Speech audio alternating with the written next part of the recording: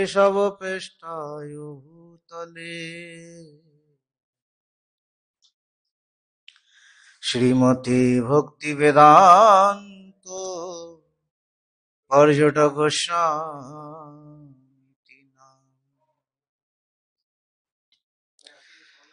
नमोऽयं विष्णुपदाय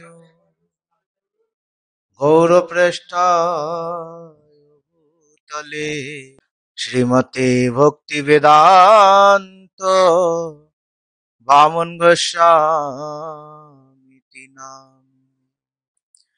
नमोऽयं विष्णुपदाय आचार्य सिंह रूपिणे श्रीमते भक्ति प्रज्ञान केशव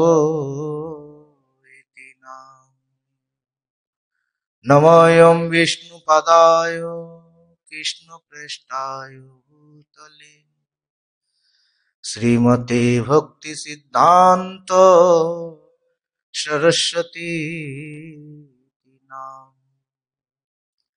वाञ्छाकल्पतरुभ्यश्च कृपा सिन्धुभ्यैव च पतितानां पावनेभ्यो वैष्णवेभ्यो नमो अजानुलम्बितो भुजो कनकावदातो संकीर्तनैकपितरो कमलायुताक्ष वृषम्भरो द्विजवरो शुभधर्मो पालो वन्दे जगत्प्रियकरो करुणावतारो वृन्दाय तुलसी देव्यै प्रियायै केशवस्य च कृष्ण भक्ति प्रदे देवी सत्यवत्यै नमः श्री कृष्ण चैतन्य प्रभु नित्यानंद श्री अद्वैत गदाधर शिवसदि श्री गौर भक्तवृंद हरे कृष्णा कृष्ण कृष्णा हरे हरे हरे राम राम राम हरे हरे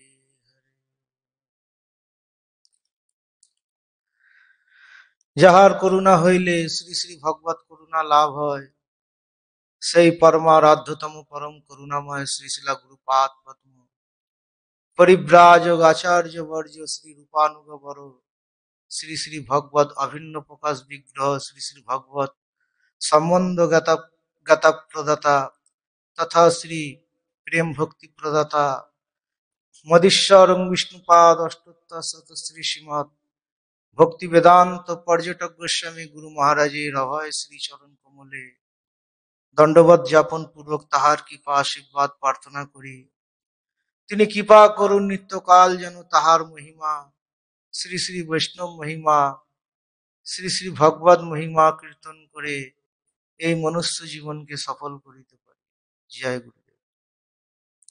তৎপশ্চাৎ শ্রী শ্রী গৌরী বেদান্ত সমিতির প্রাক্তন আচার্য নিত্যলীলাং বিষ্ণুপাদ অষ্টোত্তর শত শ্রী শ্রীমৎ ভক্তি বেদান্ত বামন গোস্বামী মহারাজের শ্রী চরণ কমলে দণ্ডবত যাপন পূর্বক তাহার কৃপা প্রার্থনা করি।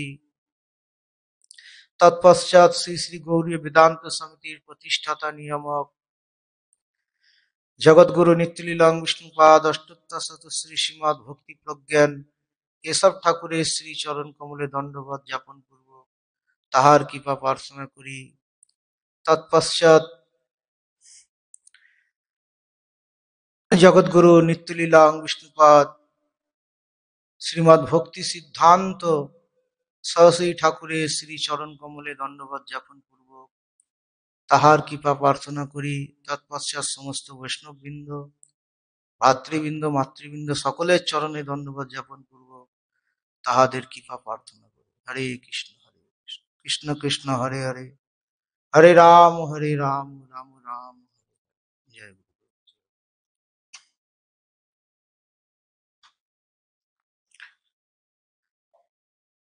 জগৎগুরু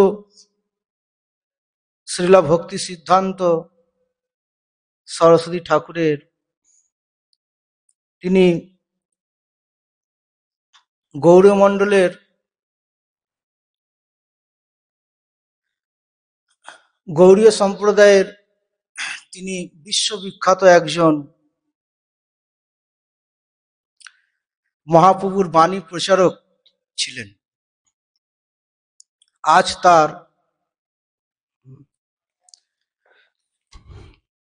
তিনি যদি জগতে না আসতেন,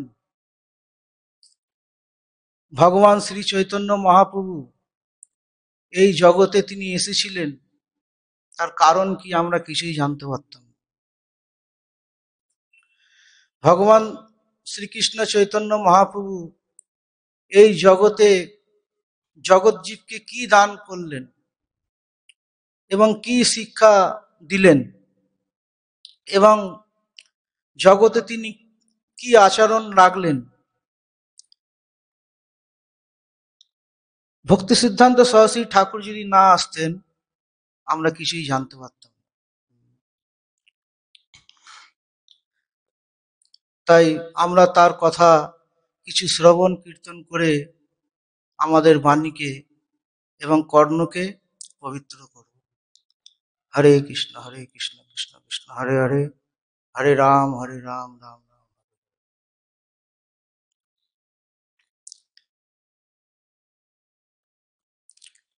শ্রীল ভক্তি সিদ্ধান্ত সরস্বতী ঠাকুর মহাপ্রভুর যে ধাম, পুরী ধাম, সেই নীলাচলও বলা হয়। সেই পুরী মন্দিরটি একটি পর্বতের ওপর স্থাপিত আছেন। সেই পর্বতটির নাম হচ্ছে নীলাচল, নীল অচল পর্বত। সেখানে সেই মন্দিরের নিকটেই তিনি আবির্ভূত হয়েছিলেন। তাহারা 5 ভাই ছিলেন এবং শ্রীলা ভক্তি সিদ্ধান্ত সরস্বতী ঠাকুর গৃহস্থ জীবনে তার নাম ছিল বিমলা প্রসাদ। ভক্তি সিদ্ধান্ত সরস্বতী বিমলা প্রসাদ নাম ছিল। বৈষ্ণবকে শ্রবণ করেছি। তিনি চাইলে নিজের জীবনে অনেক উন্নতি করতে পারত, কিন্তু তিনি নিজের জীবনের দিকে কখনো তাকায়নি। জগতের কিভাবে মঙ্গল হবে, জগৎ জীবের কিভাবে মঙ্গল হবে, জগতের কিভাবে কল্যাণ হবে, এই বিষয়ে তিনি সর্বদা সচেতন ছিলেন। প্রয়োজন সংক্ষেপে বর্ণন করব, সংক্ষেপে শ্রবণ করব। তা মহাপ্রভু কি শিক্ষা জগতে রেখেছিলেন, তিনি চিন্তা করলেন এই মহাপ্রভুর বাণী আমাকে প্রচার করতে হবে, এবং মহাপ্রভু যেই আচার আচরণ, যেই সদাচার আদি এবং সমস্ত চতুর্বর্ণ চতুর্থ আশ্রমের কি কর্তব্য, কি করণীয়, তিনি সমস্ত আচার আচরণ করে তিনি দেখিয়েছেন। ভক্তি সিদ্ধান্ত সরস্বতী ঠাকুর মহাপ্রভুর এই শিক্ষা তিনি জগতে দেখালেন। 4টি বর্ণের কি কর্তব্য, কি আচরণ করা কর্তব্য, এই তিনি দেখালেন। শ্রী চৈতন্য মহাপ্রভু জগতে 48 বছর তিনি এই ধরাধামে ছিলেন। 48 বছর তিনি লীলা করেছিলেন। 24 বছর তিনি গৃহস্থ লীলা করেছিলেন, আর 24 বছর তিনি সন্ন্যাস লীলা করেছিলেন। হরে কৃষ্ণ। 24 বছর গৃহস্থ লীলা কালীন চৈতন্য মহাপ্রভু পুঙ্খানুপুঙ্খানুভাবে দেখিয়ে গেছেন। 24 বছর গৃহস্থ লীলা করবার পর যখন তিনি সন্ন্যাস গ্রহণ করলেন, সন্ন্যাসীদের কি কর্তব্য, গৃহত্যাগী যারা, যেই সাধু সন্ন্যাসী, তাদের কি কর্তব্য, কি আচরণ করা উচিত, কি সদাচার পালন করা উচিত, কি শিষ্টাচার পালন করা উচিত, এটা মহাপ্রভু দেখিয়ে গেলেন সন্ন্যাস লীলায়।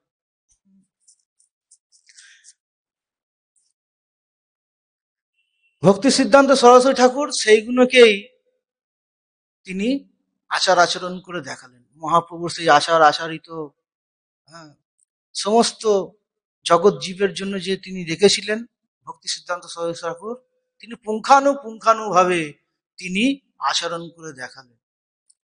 শ্রী চৈতন্য মহাপ্রভু যেসব লীলা করেছিলেন সাধারণ মানুষের বোধগম্য নয়, সাধারণ জগৎ জীবের সেটা বোধগম্য নয়। তাই ভক্তি সিদ্ধান্ত সরস্বতী ঠাকুর যদি না আসতো আমরা কিছুই জানতে পারতাম। তিনি এসে সর্বপ্রথম সেই নবদ্বীপের যেই 9টি দ্বীপ, যেই দ্বীপে শ্রী চৈতন্য মহাপ্রভু আবির্ভূত হয়েছিলেন, সেই দ্বীপটি হচ্ছে অন্তর্দ্বীপ বলা হয় এবং মায়াপুরও বলা হয়। সেই মায়াপুরে তিনি চৈতন্য মঠ স্থাপন করলেন। চৈতন্য মঠ কেন স্থাপন করলেন? তদনীন্তন কালে সমস্ত জগৎ জীবের যে তিনি একটি চেতন বস্তু সেই বিষয়ে অবগত ছিলেন না, সব দেহ ধর্ম নিয়েই থাকতেন। হ্যাঁ, দেহর বিষয়ে সমস্ত কিছু আলাপ আলোচনা আদি এই নিয়েই দিন ব্যতীত হতো। কিন্তু শ্রী চৈতন্য মহাপ্রভু যে শিক্ষা, ভক্তি সিদ্ধান্ত সরস্বতী ঠাকুর ওই চৈতন্য মঠ কেন স্থাপন করলেন না, সেই অচৈতন্য জীবকে তিনি চেতন দান করলেন, জ্ঞান দান করলেন। এই জন্য চৈতন্য মঠ তিনি স্থাপন করলেন। মহাপ্রভুর নামেই চৈতন্য তিনি মঠ স্থাপন করলেন, ওই প্রথম মঠ। আর সেই মঠটিকে কেন্দ্র করে আজকে পুরো বিশ্বে হাজার হাজার গৌড়ীয় মঠ, আরো বহু শাখা প্রশাখা, মানে বর্ণন করা যাবে না। পুরো বিশ্বে, ভারতবর্ষে কেন পুরো বিশ্বতে আজকে ইস্কন থেকে নিয়ে, গৌরী মঠ থেকে নিয়ে আরো বহু ভাবে বিস্তার ভাবে এখন বিশ্বতে প্রচার হয়েছে শ্রী চৈতন্য মহাপ্রভুর কৃষ্ণদাস কবিরাজ গোস্বামী চৈতন্য চরিতামৃততে তিনি লিখেছেন, পৃথিবীতে আছে যত নগরাদি গ্রাম, সর্বত্র প্রচার হইবে মোর নাম। এটা শ্রী ভক্তি সিদ্ধান্ত সরস্বতী ঠাকুর তিনি প্রচার করলেন।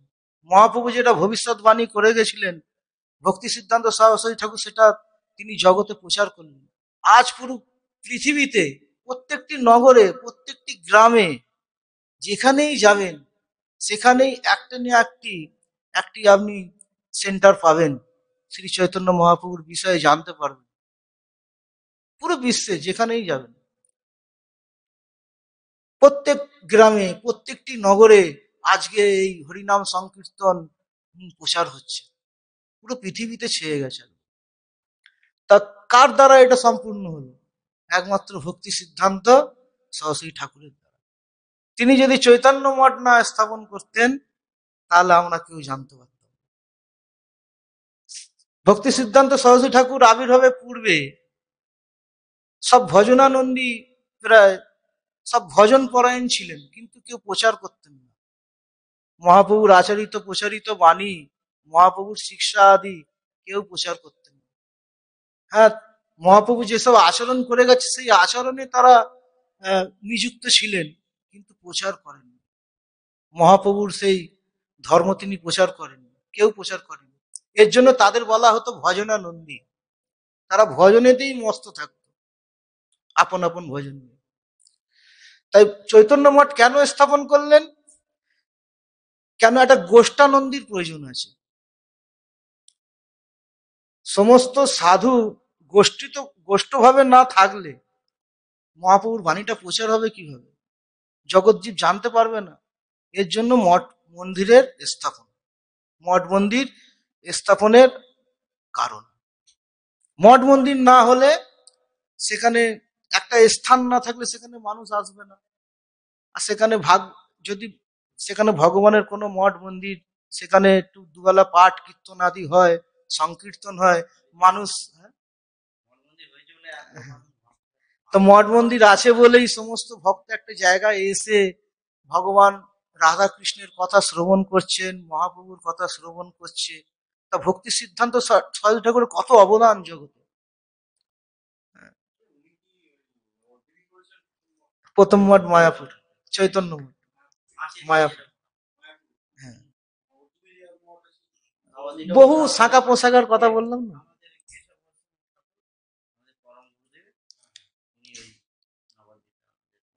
হ্যাঁ, ওনারই শিষ্য ছিলেন, ওনারই শিষ্য। তাই এইভাবে শ্রী ভক্তি সিদ্ধান্ত সরস্বতী ঠাকুর এই গোষ্ঠানন্দী তিনি জগতে দেখালেন। ভজন করলে হবে না, আপনি আচরি ধর্ম জীবেরে শিখায়, আপনি না কইলে ধর্ম শিখানো না যায়।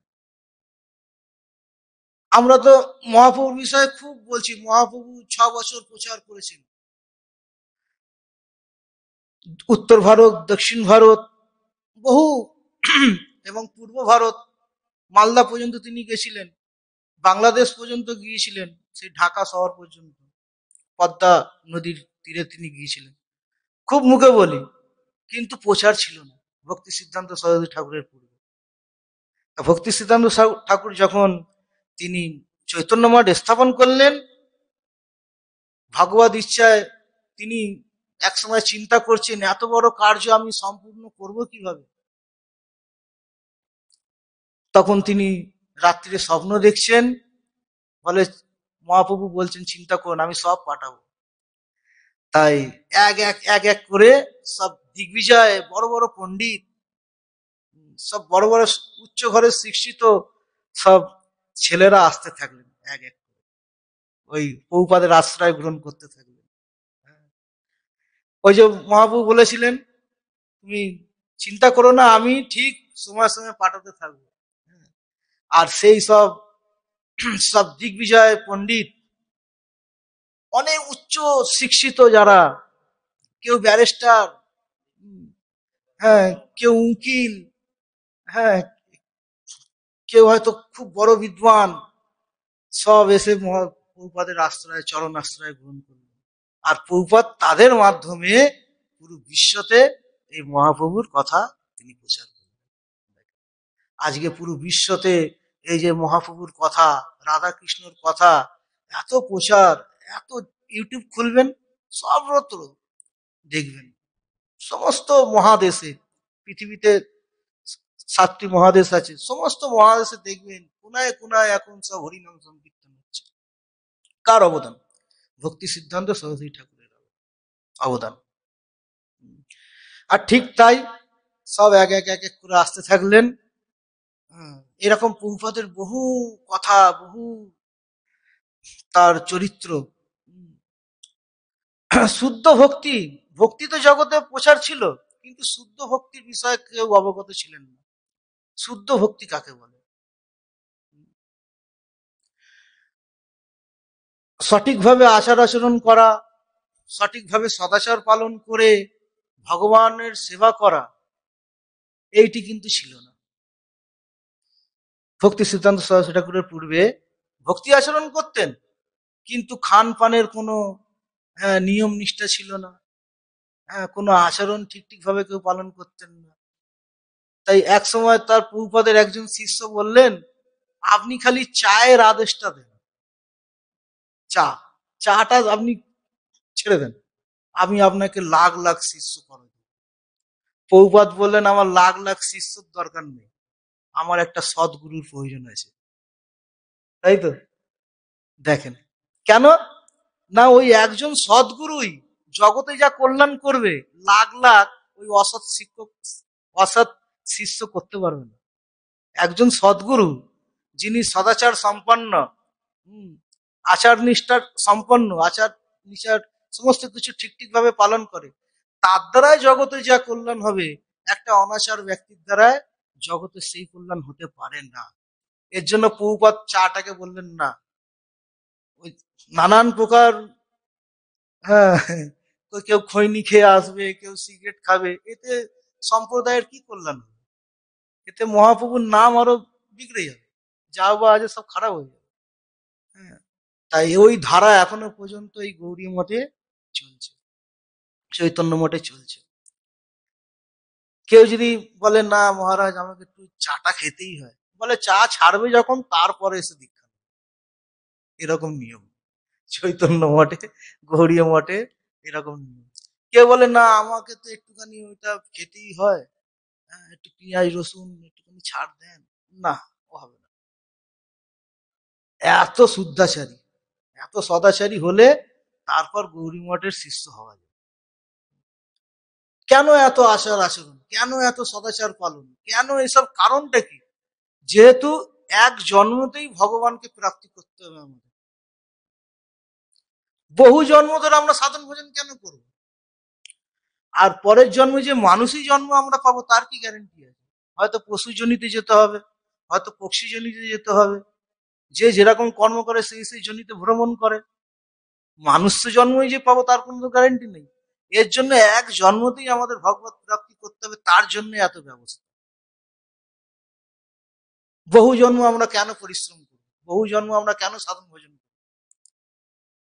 এই কারণে এই এত ব্যবস্থা। তুমি সদাচার সম্পন্ন হয়ে, শুদ্ধাচারী হয়ে ভগবানের ভজন সাধন করো, এক জন্মতেই তুমি ভগবানকে লাভ করো। নিয়ম নিষ্ঠা ঠিক ঠিক পালন করো, আর দ্বিতীয় জন্মের ভজনের কোনো প্রয়োজন নেই। তাহলে এই জন্মে, এক জন্মই ভগবত প্রাপ্তি হবে। আর যদি ঢিলা দাও তাহলে বহু জন্ম লাগবে, বহু জন্ম ক্লেশ। এই জগতের কি ক্লেশ বুঝতেই পাচ্ছেন, কত কষ্ট কত কি, হ্যাঁ ওই ভোগ করতে হবে বহু বহু জন্ম ধরে। কবে যে ভগবত প্রাপ্তি হবে কোনো ঠিক নেই। এর জন্য এক জন্ম কষ্ট করবো, এক জন্ম আচার আচরণ করব, এক জন্ম সদাচার পালন করব, এক জন্মতেই ভগবানের এরকম আরাধনা উপাসনা করব যাতে এই জন্মতেই আমাদের ভগবত প্রাপ্তি হবে। এই কারণে গৌরী মঠ এত নিয়ম। কিন্তু অন্য অন্য জায়গায় আপনি এত নিয়ম দেখতে পাবেন না। সেখানে আপনাকে জিজ্ঞাসাও করবে না আপনি নেশা করেন কিনা, অথবা আপনি পেঁয়াজ রসুন খান কিনা, মাছ মাংস খান কিনা, কোনো কিছু জিজ্ঞাসা করবে না। আপনি দীক্ষা নিতে এসেছেন, আপনাকে দীক্ষা দিবে। তাহলে সেই দীক্ষার লাভ কি? যদি এই জীব দেহ থেকে মুক্তিই না পেলাম, তাহলে সেই দীক্ষার লাভ।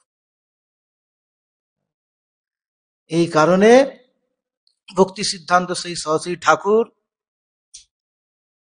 আপনি আচরি ধর্ম জীবের শিখায়, নিজে আচরণ করে জীবকে শিক্ষা দিয়েছিলেন ভক্তি সিদ্ধান্ত সরস্বতী ঠাকুর, এমনি এমনি না। আর আপনি না কইলে ধর্ম শিখানো না যায়। আর নিজে যতক্ষণ আচরণ না করবে ততক্ষণ জগৎকে আপনি শিক্ষা দিতে পারবেন না। সেসব শিক্ষাগুলো কি হবে, বৃথায় চলে যাবে। আমি যদি আচরণ না করি, খালি বলতেই থাকি একজন ব্যক্তিকে, সেই ব্যক্তিটা ঘৃণা এসে যাবে। নিজে আচরণ করে না, আমাকে সবসময় আচরণ করতে বলে, সে কিছুকাল পর সে ধর্ম টর্ম সব ছেড়ে দেবে, সব ভণ্ডামি। এর জন্য নিজেকে প্রথমে আচরণ করতে হবে, তারপর জগৎকে শিক্ষা দিতে হবে। এই মহাপ্রভুর গুরু রহস্য। তিনি এত কঠোর জীবনযাপন করেছিলেন চৈতন্য মহাপ্রভু, কি গৃহস্থ জীবনে আর কি সন্ন্যাসী জীবনে, কি ত্যাগী জীবনে। সন্ন্যাসী জীবনে তিনি নিশ্চয়ই কিছু পারতেন না, ওই ঠান্ডার মধ্যে এক বস্ত্রে থাকতেন। কঠোর কঠোর তিনি নিয়ম, সন্ন্যাসী যে এত কঠোর নিয়ম ওই মহাপ্রভু পালন করতেন। না আমি মহাপ্রভুর কথা বলছি। মহাপ্রভু যে কঠোর, যে সন্ন্যাসীর যে কিরকম বৈরাগ্যবান হয়ে থাকতে হবে, কিরকম কঠোর নিয়ম পালন করতে হবে।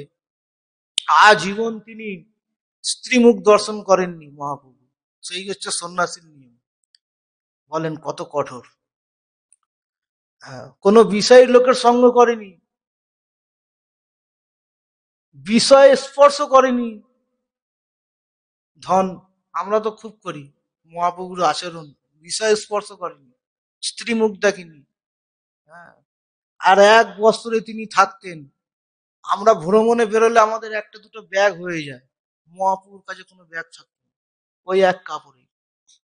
আর ভিক্ষা জীবন যাপন, ভিক্ষা করে যা পেলো ওইটাই ফুটিয়ে পেল, এরকম কঠোর জীবন তিনি দেখিয়ে গেছে।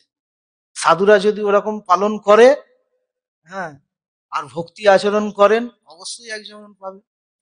আর গৃহস্থর বিষয় তাই দেখি গেছে, ত্রিকাল 3 সন্ধ্যা তিনি ভগবানের আরাধনা উপাসনা করেছেন মহাপ্রভু গৃহস্থ লীলাতে। প্রত্যেক দিন গঙ্গা পূজা, গঙ্গা গঙ্গা স্নান, তুলসী পূজা, তুলসী স্নান, রাধা গোবিন্দের পূজা, তিনি গোবিন্দ হয়েও, নিজে সাক্ষাৎ ভগবান হয়েও, তিনি ভক্তর যে আচরণ তিনি করে দেখিয়েছেন গৃহস্থ লীলাতে। একটি গৃহস্থ ব্যক্তি তারা মনে করেন, আমার গৃহর সেবা করলাম, পুত্র সন্তানদের লালন পালন করলাম, মাতা পিতার সেবা করলাম, ব্যাস আর একটু সমাজের সেবা করে দিলাম, আর আমার কোনো কর্তব্য নেই। কিন্তু চৈতন্য চরিতামৃততে বলছেন, চারি বর্ণাশ্রমী যদি কৃষ্ণ নাই ভজে, সকর্ম করিতেছে রৌরবে করি মজে। 4 বর্ণ 4 আশ্রম নিজ নিজ কর্ম করেও যদি কৃষ্ণ আরাধনা না করে, তাদেরকে নরকে যেতে হবে। সন্ন্যাসী মনে করছেন, আমি তো সমস্ত কিছু ত্যাগ করলাম, আমার আর কোনো কর্তব্য নেই, আমি আবার ঈশ্বর আরাধনা কেন করব? এই ত্যাগ ধর্মের দ্বারাই ভগবানকে পেয়ে যাব? বললেন না, ত্যাগ ধর্মের দ্বারা কখনো ভগবানকে, সন্ন্যাসী ধর্মের দ্বারা কখনো ভগবানকে পাওয়া যায় না। সন্ন্যাসী যদি কৃষ্ণ আরাধনা না করে, তাকেও নরকে যেতে হবে। যে যেই বর্ণে আসুক, যে যেই আশ্রমে আসুক, সবকিছু করেও তাকে কৃষ্ণ আরাধনা করতে হবে। যদি কৃষ্ণ আরাধনা না করে, তাকে নরকে যেতে হবে। নরক মানে কি? পুনরপি জননম পুনরপি মরণম, বারবার ধরে জন্মগ্রহণ করা, বারবার ধরে মৃত্যু। এটাই নরক। কত যন্ত্রণা, বারবার ধরে জন্মগ্রহণ, বারবার ধরে মরণ। হ্যাঁ, কত মানুষের সাথে সংঘর্ষ করতে হচ্ছে দিনের দিনের পর দিন, অসৎ মানুষের সঙ্গে সংঘর্ষ, কত কি, যে জগতে বেঁচে থাকা একটা যুদ্ধ, যুদ্ধ চলছে। একটুখানি ভুল করলেই আর রেহাই নাই। এরকম সংঘর্ষ আমাদের প্রত্যেক দিন চলছে। মার মার কাট কাট, কেউ কাউকে ছাড়ছে না, এই পরিস্থিতি। তাহলে এই জগতের এইটাই নিয়ম, এইটা হবেই। তাহলে আমাদের কোথায় যেতে হবে? সেই ভগবত ধাম, যেখানে না কাম ক্রোধ লোভ মোহ মদ মাৎসর্য শোক মোহ হিংসা আদি জরা মৃত্যু ভয় কোনো কিছু নাই। সমস্ত বিষয় থেকে সম্পূর্ণভাবে মুক্ত। সেখানে খালি ভগবানের সেবা পূজা নিত্য আনন্দ সেখানে চলছে, ভগবত কথা। এই যে এখন দেখেন কত শান্তি, আমরা ভগবানের কথা হরিনাম সংকীর্তনের মধ্যে আছি একদম। আর যখন এটা ছেড়ে দেবো, অশান্ত আর অশান্ত। এই পরিস্থিতিটা, এই বিষয়টাই ভগবত ধামে সর্বক্ষণ চলছে। সেখানে শোক মোহ জন্ম মৃত্যু এসব আসবে কোত্থেকে? জন্ম মৃত্যু শোক মোহ ভয় আদি সব তো এই জগতে, এই জগতে। হিংসা হিংসি, কেউ তাকে দেখতে পারে না, এ তাকে দেখতে পারে না, এ তার উন্নতি দেখতে পাচ্ছে না, ও তার উন্নতি দেখতে পাচ্ছে না, নানান প্রকার এখানে এই সংঘর্ষ চলছে। তো বলছেন, এই কৃষ্ণ আরাধনা যদি আমরা করতে পারি, এই সমস্ত বিষয় থেকে আমরা মুক্ত হয়ে যাব। এটা শ্রী মহাপ্রভুর উদ্দেশ্য। আর ভক্তি সিদ্ধান্ত সহ শ্রী ঠাকুর তিনি এটা দেখালেন, জগৎকে শিক্ষা দেন। কত সুন্দর ভক্তি সিদ্ধান্ত সহ শ্রী ঠাকুর জগতে, পুরো ভারতে 64টা মঠ স্থাপন করলেন। পুরো ভারতে নিজে 64টা মঠ স্থাপন করলেন। আর এরকম এরকম জায়গায় স্থাপন করলেন পুরো ভারতে। আপনি যান, যেখানে যাবেন প্রভুপাদের একটা মঠ পাবেন। হরিদ্বারে যান, বৃন্দাবনে যান, পুরী ধামে যান, যেখানে যান না কেন, নৈমিষারণ্য বলেন, শুকরতল বলেন, পুষ্কর পুষ্কর আদি, যেখানে একটা না একটা পাবেন। 64টা মঠ তিনি স্থাপন করেছিলেন পুরো ভারতে। 64টা মঠ কেন স্থাপন করেছিলেন? না, রূপ গোস্বামী ঠাকুর যে ভক্তির অঙ্গ 64টি, ওর জন্য 64টা মঠ ভক্তি সিদ্ধান্ত সরস্বতী ঠাকুর স্থাপন করেছিলেন। 64 ভক্তির অঙ্গ। শ্রবণম কীর্তনম বিষ্ণু স্মরণম পাদ সেবনম অর্চনম বন্দনম দাস্য সাক্ষ্য আত্ম নিবেদনম। এই নববিধা ভক্তি, 64 ভক্তি যদি আপনি পালন না করতে পারেন, নববিধা ভক্তি পালন করেন, 9 ভক্তি। শ্রবণ, ভগবানের কথা শ্রবণ করেন, কীর্তন করেন, স্মরণ করেন, ভগবানকে প্রণাম করেন, ভগবানের অর্চনা করেন, দাস্যভাবে সক্ষভাবে আত্মনিবেদন ভাবে ভগবানের সেবা পূজা করেন, 64 ভক্তি আপনার দ্বারা যাজন হচ্ছে না, বলে 9টি ভক্তি যাজন করলেও ভগবান করবে। যার 9টি ভক্তি যাজন করতে পারছে না তার জন্য 5টি ভক্তি রেখেছে, সাধুসঙ্গ, নাম কীর্তন, ভাগবত শ্রবণ, শ্রী মথুরাভাস, শ্রদ্ধায় সেবন। সকল সাধন শ্রেষ্ঠ এই পঞ্চ অঙ্গ, কৃষ্ণ প্রেম জন্মায় এই 5-এর অল্প সঙ্গ। ভাগবত শ্রবণ, নাম সংকীর্তন, সাধুসঙ্গ 3টে, মথুরাবাস, আর শ্রদ্ধায় ভগবানের সেবন। এই 5টি অঙ্গ করেন। 5টি অঙ্গ সেবা হচ্ছে না, 3টে করেন, শ্রবণ, কীর্তন, স্মরণ। 3টেও হচ্ছে না, কলিযুগের ধর্ম যেটি নাম সংকীর্তন, ওই নাম সংকীর্তনের দ্বারাতেই জীব উদ্ধার হবে। কৃতে যোধ্যাতে বিষ্ণু ত্রেতায়াং যজেত মখাও দাপরে পরিচর্যাং কালৌ তা ধরি কীর্তন। সত্যযুগে কি ছিল? ধ্যানের দ্বারাই জীব ভগবানকে প্রাপ্ত করত। ত্রেতা যুগেতে যজ্ঞের দ্বারায়, দাপরেতে পূজা অর্চনার দ্বারায়। এই কলিকালে জীব ভগবানকে কিভাবে পাবেন? একমাত্র হরিনাম সংকীর্তনের দ্বারা। নাম সংকীর্তনের দ্বারাতেই জীব ভগবানকে পাবে। মহাপ্রভু এসে কি করলেন? সমস্ত জীব জগৎকে প্রেম দান করলেন, সেই কৃষ্ণ প্রেম দান করলেন, আর হরিনাম সংকীর্তন তিনি জগতে প্রচার করলেন। হরিনাম সংকীর্তনের কথা ছিল কিন্তু প্রচার ছিল না। শাস্ত্রের কথা আছে কিন্তু প্রচার নেই। কিন্তু মহাপ্রভু এসে ওইটা করলেন, হরিনাম সংকীর্তন করলেন। কেন করলেন? হরিনাম সংকীর্তনের কত মহিমা। পশু পক্ষী কীট আদি বলিতে না পারে, শুনিলেই হরিনাম তারা সব তরে। জপিলে সে কৃষ্ণ নাম আপনি সে তরে, উচ্চ সংকীর্তনে পর উপকার করে। এই পশু পক্ষী কীট আদি, হ্যাঁ, এরা তো বলতে পারে না হরে কৃষ্ণ, এদের কানেতে গেলেই এরা উদ্ধার হয়ে যাবে।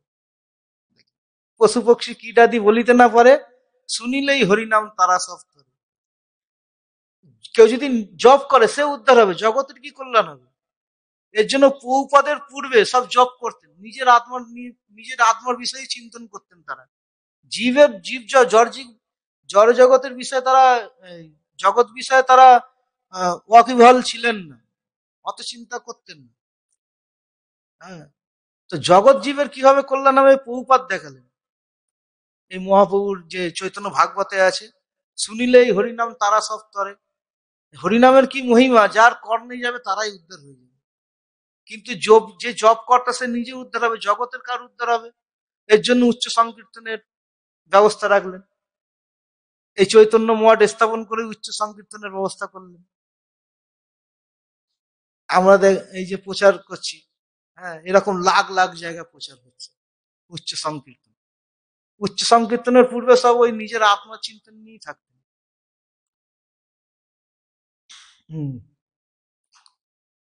অতএব উচ্চ করি সংকীর্তন করিলে শতগুণ ফল হয় সর্বশাস্ত্রে। যিনি জপ করেন যেই ফল লাভ করে, উচ্চ সংকীর্তনকারী ব্যক্তি তার শতগুণ ফল বেশি লাভ করে জপ করতেছে। আমি জপ করছি, যেই ফলটি লাভ করব, একজন উচ্চ সংকীর্তন করছে, আমার থেকে শতগুণ ফল সে বেশি লাভ করবে। এইগুলো তিনি, এই কারণেই তিনি চৈতন্য মঠ স্থাপন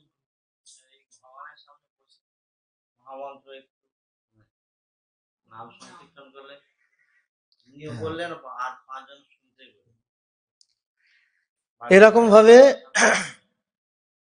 প্রথমে নিজেকে আচার আচরণ করে জগৎকে এগিয়ে নিয়ে যেতে হবে। ভারত ভূমিতে মনুষ্য জন্ম হইল যাহার, জন্ম সার্থক করি করো পর উপকার।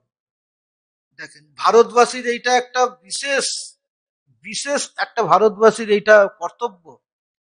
আর অন্য জায়গায় পাবেন না, আপনি যেই দেশেই যান না কেন, ভারতবাসী যারা ভারতে জন্মগ্রহণ করছে না, তারা দেখবেন খুব পরোপকারী হয়, নিজের জন্মকে সার্থক করে আবার জগৎ জীবের কিভাবে কল্যাণ হয় সেই দিকে তারা সর্বদা তাদের প্রচেষ্টা।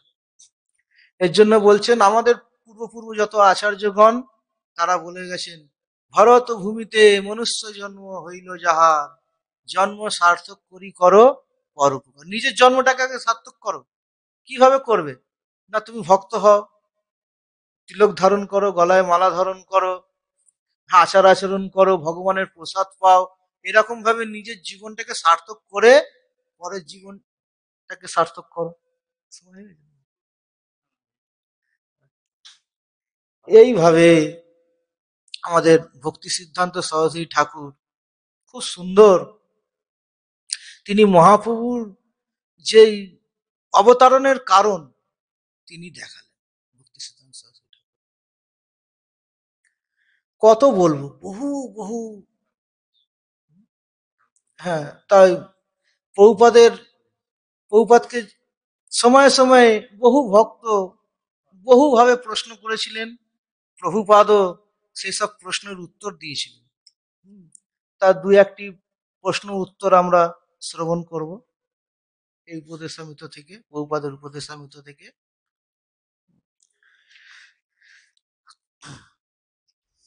শ্রীলা প্রভুপাদের উপদেশামৃত, প্রভুপাদের যে উপদেশটি সেটা অমৃত সমান। একটি উপদেশ যদি কেউ জীবনে পালন করেন, আচরণ করে, সে অমর হয়ে যেতে পারে। প্রশ্ন, কোন ভক্ত এক সময় প্রভুপাদকে প্রশ্ন করেছিলেন, কে ভজন রহস্য জানিতে পারে? ভজনের যে রহস্য কে জানিতে পারে?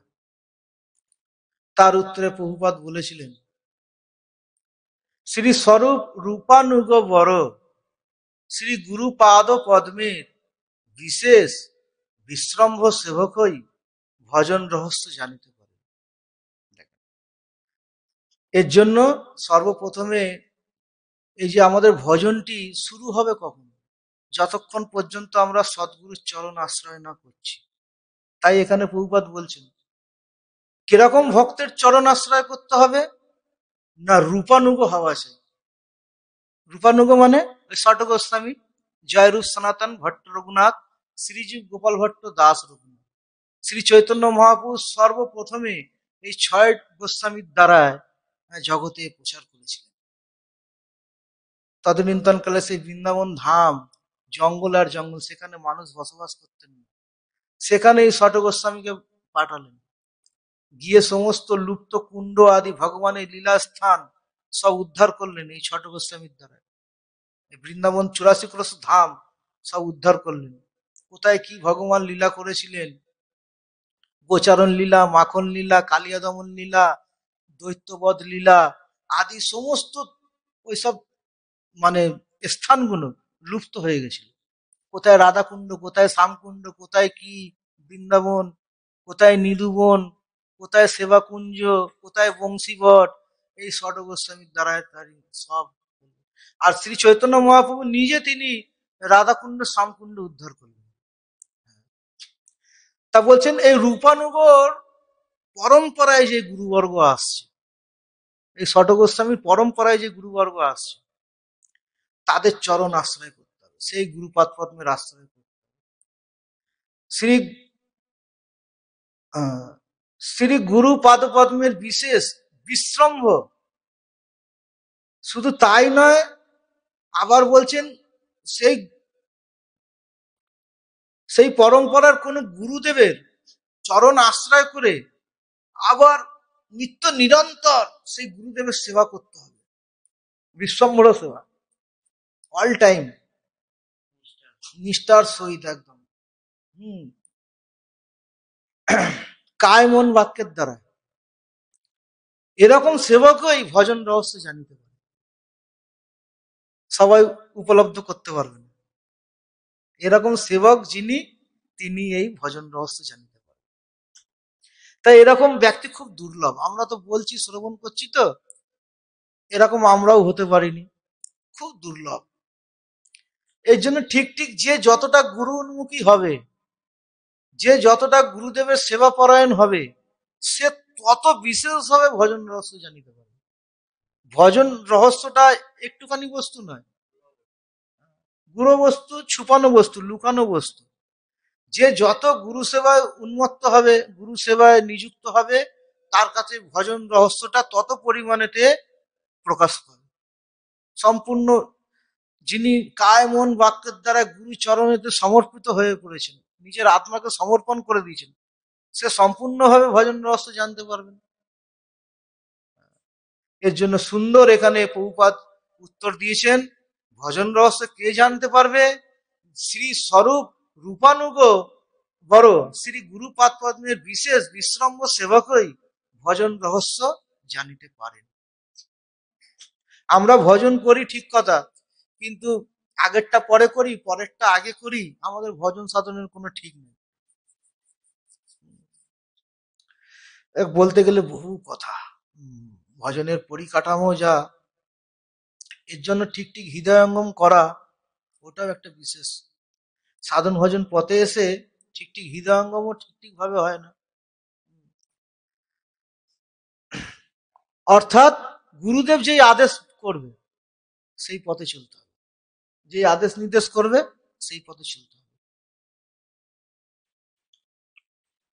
যেরকম বলবে গুরুচরণ আশ্রয় করলেন, গুরুদেব আদেশ করলো প্রত্যেকদিন কিন্তু মঙ্গল আরতি তোমাকে প্রেজেন্ট থাকতে হবে, ওটাকে পালন করতে হবে, নাহলে কিন্তু আপনার কল্যাণ হবে। ঘুম থেকে উঠেই সেই ভগবানের আরতি দর্শন করা যে করেন, সারা দিন তার কোনো বিঘ্ন আসতেই পারে না। প্রথমেই তার সেই মঙ্গল মূরতি গুরুদেব ভগবান রাধা কৃষ্ণের সেই আরতি দর্শন করছেন, ঘুম থেকে উঠেই সারাদিন কি তার কোনো অমঙ্গল আসতে পারে? আসবেই না। হ্যাঁ, তারপর আদেশ করলো গুরুদেব যে তোমাকে মঙ্গল আরতি দর্শন করার পর এবারে তুমি যা খাবে ভগবানকে দিয়ে খাবে, এরকম একটা আদেশ করে দিল। দেখেন কত কঠিন ব্যাপার। যে পালন করছে সেই এগিয়ে যাচ্ছে। হ্যাঁ, যে পালন করছে সেই এগিয়ে যাচ্ছে। বলে দিল হঠাৎ তোমার সময় ভগবানের প্রসাদ ছাড়া কিন্তু আর পাবে না। আর কি করতে হবে না, নিয়মিত হরিনাম করতে হবে 24 ঘন্টার মধ্যে। হ্যাঁ, 1 লাখ তো হরিনাম হরিনাম জপ করবার নিয়ম। 1 লাখ যদি না পারো, কমসে কম 25,000 জপ করো, এরকম একটা আদেশ করে দিল। দেখেন তো 25,000 জপ করতে 2 ঘন্টা লাগে। 24 ঘন্টার মধ্যে 2 ঘন্টা একটু না ঘুমিয়ে টুমিয়ে একটু যাই হোক করে ওটাকে খেপে খেপে একটু করে নিতে হবে 25,000টা। হ্যাঁ, এরকম ভাবে গুরুদেবের আদেশ নির্দেশ পালন করাটাই গুরু সেবা। ঠিক আছে। যাহার শ্রী গুরু পাদ পদ্মের সুদৃঢ় বিশ্বাস ও প্রীতি আছে, সেই গুরুনিষ্ঠ ভক্তই বিশ্রম্ভ সেবক। শ্রুতি বলেন, বেদ বলছেন। তা বিশ্রম্ভ সেবককে বলছেন যাহার শ্রী গুরু পাদ পদ্মের সুদৃঢ় বিশ্বাস, যে গুরুদেবের চরণ আশ্রয় করে থাকলে এই গুরুদেবই আমাকে ভগবত ধামে নিয়ে যাবে, এরকম সুদৃঢ় বিশ্বাস।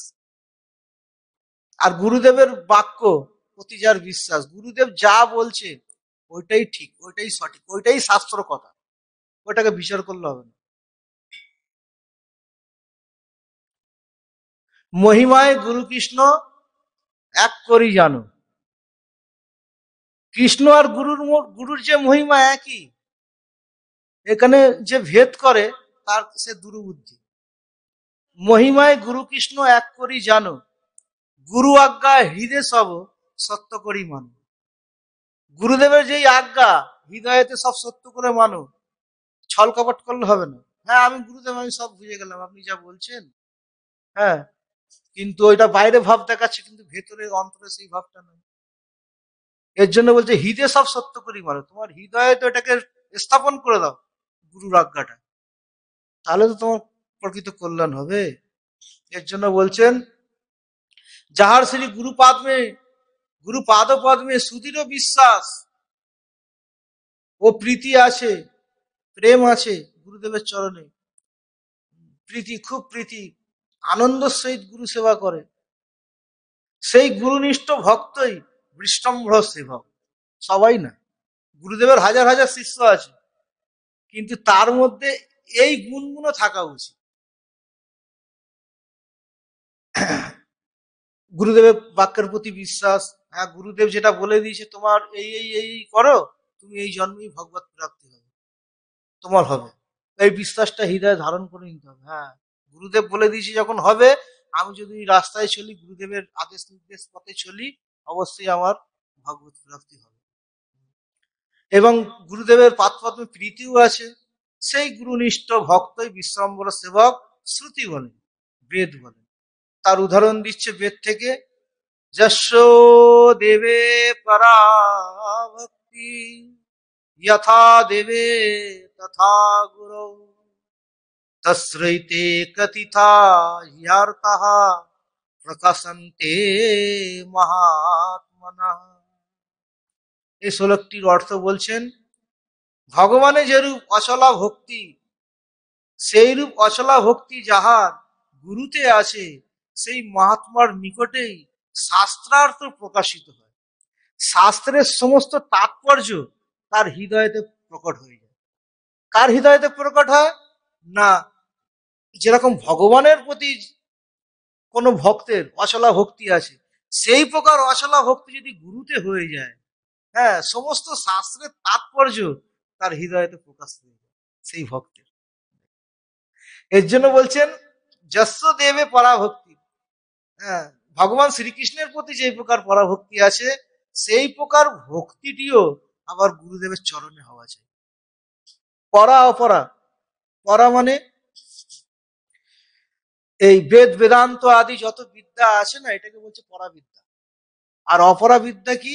এই জগতের যেই বিদ্যা, স্কুল কলেজের বিদ্যা, সেটা হচ্ছে অপরাবিদ্যা, জড়বিদ্যা বলা হয়। জড়বিদ্যা, মায়ার বৈভব, তোমার ভজনে বাধা।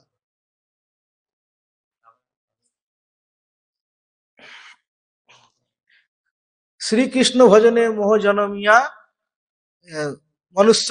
মনুষ্যকে করিল গাধা। হ্যাঁ, জড়বিদ্যা যত মায়ার বৈভব। মায়ার বৈভব কেন বলছেন? না, এই জড়বিদ্যা আমরা অর্জন করি কেন? না, একটা একটা কোনো উচ্চ পদ পাওয়ার জন্য, তাই তো? কিন্তু ওই পদটা পাওয়ার পর গাধা হয়ে যেতে হচ্ছে না? কত কি, কত ক্লেশ। ওর জন্য বলে জড়বিদ্যা যত মায়ার বৈভব, তোমার ভজনে বাধা। এরকম একটা উচ্চ পদ পেয়ে গেল, আর সাধন ভজনই তার হচ্ছে না, বাদ পড়ে গেল সাধন ভজন থেকে। আর ঈশ্বর ভজনে মোহ জনমী, তাই তো? ও তার ভগবানের ভজন করতে হবে, গুরুদেবের আরাধনা, গুরুকরণ করতে হবে, এইসব দিকে তার কোনো ধ্যানই নেই। তা কি করে? মায়াদেবী তাকে এই সংসারেতে গাধা করে দেয়। গাধা যেরকম সারাটা জীবন চিনির বস্তা বয়েই গেল, কিন্তু এক গ্লাস শরবত আর তার ভাগ্যে জুটল না, চিনির শরবত তার ভাগ্যে জুটল। এই প্রকার এই সংসারের ঘানি টেনেই গেল, কিন্তু সংসারের যে সুখ তার ভাগ্য আর হলো না। লাভের লাভ কিছু হলো না। সংসার বড় ধর্ম, সংসার বড় ধর্ম সবাই করে। বড় ধর্ম কখন? যখন সংসারেতে কৃষ্ণ আরাধনা হবে। কৃষ্ণ আরাধনা হবে, তাহলে তখনই সংসার বড় ধর্ম, নাহলে সংসার বড় ধর্ম। আমরা বলি সন্ন্যাস বড় ধর্ম, সন্ন্যাস বড় ধর্ম। সন্ন্যাস বড় ধর্ম তখনই হবে যখন সন্ন্যাস ধর্মে ভগবান শ্রীকৃষ্ণের আরাধনা হবে, তখন সন্ন্যাস বড় ধর্ম। কেউ বলে বানপ্রস্থ, হ্যাঁ, কেউ বলে ব্রহ্মচারী বড় ধর্ম, বড়, হ্যাঁ, এরকম ভাবে যে কেউ বলে ব্রাহ্মণ সব থেকে বড়, এরকম সব বলতে থাকে। কখন বড়? যখন কৃষ্ণ আরাধনা হবে তখন বড়, তার আগে। তাই আবার কোনো ভক্ত এক সময় প্রশ্ন করলেন,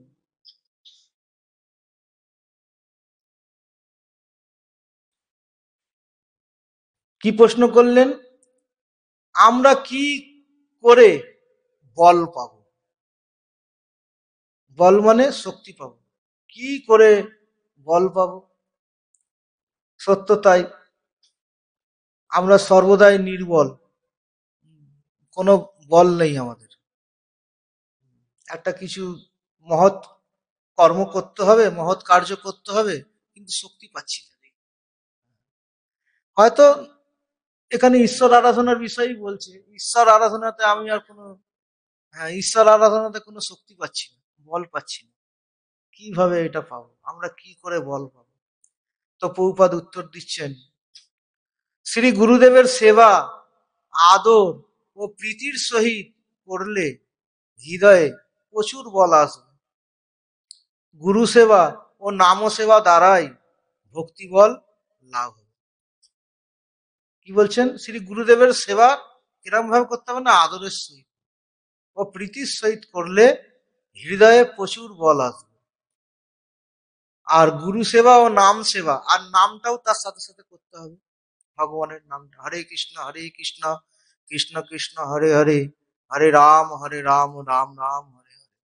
বলছেন এই দুইটি সেবার দ্বারাই, গুরু সেবা আর নাম সেবার দ্বারাই ভক্তি বল তার লাভ, ভক্তিতে তার স্ফূর্তি, হ্যাঁ, উৎসাহ, নিশ্চয় আদি এইগুলো তার জন্ম।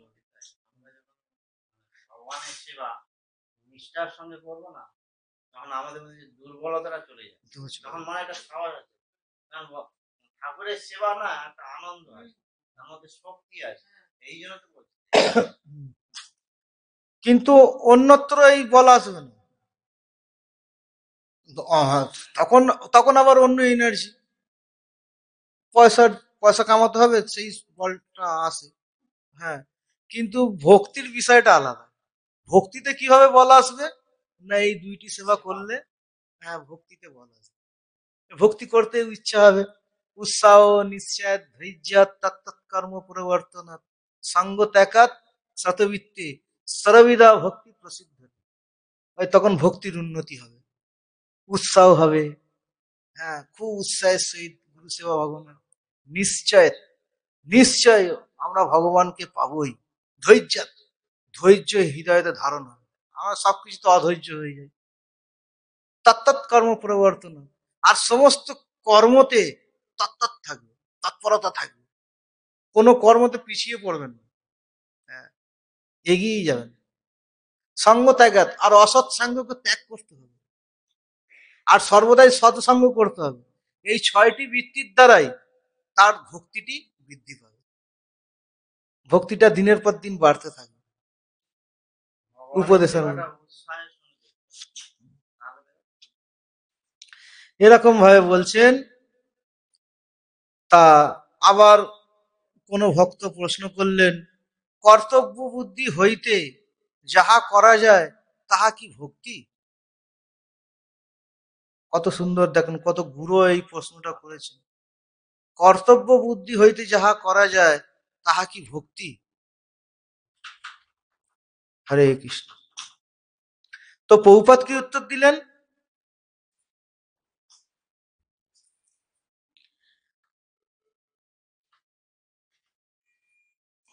দেখেন, এখন কর্তব্য বুদ্ধি হইতে যাহা করা যায় তাহা কি ভক্তি? এখন আমরা আমাদের এই জগতে কত প্রকার কর্তব্য আছে, এটা প্রথমে জানতে হবে। যেরকম একজন সাংসারিক ব্যক্তি, তার কত প্রকার কর্তব্য থাকে না সংসারের মধ্যে। হ্যাঁ, তার মাতা পিতাকেও দেখতে হয়, স্ত্রী পুত্র পরিবারকেও দেখতে হয়, হ্যাঁ, একটু সমাজকেও দেখতে হয়, সমাজের জন্য করতে হয়। একটা সাংসারিক ব্যক্তির কত প্রকার কর্তব্য থাকে।